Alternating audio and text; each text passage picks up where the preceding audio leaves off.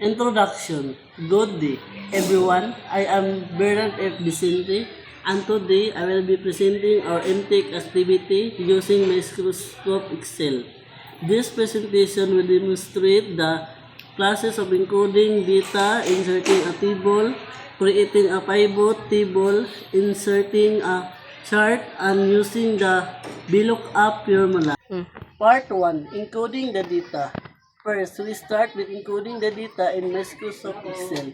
We created a data set consisting of products, their types, quantities, and prices.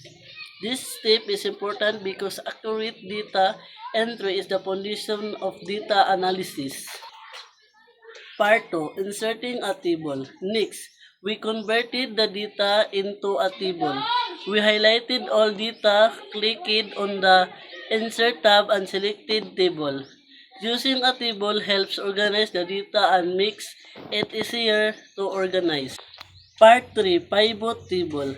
After that we created a pivot table.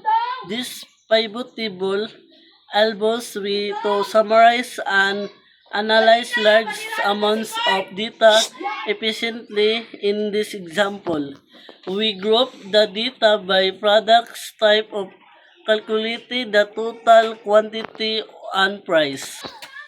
Part 4. Inserting a graph.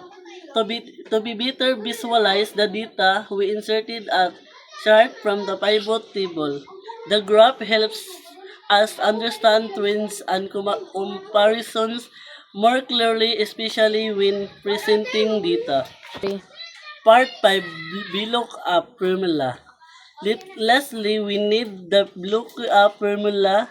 VLOOKUP helps found specific information from a table, such as retrieving the price of a product cost automatically. This function is very useful when working with large data lists. Conclusion. In conclusion, Microsoft Excel is a powerful tool for organizing, analyzing, and presenting data. Through this activity, we learn how to use tables, charts, and formulas like VLOOKUP effectively. Thank you for watching, and we hope you learned something from our presentations.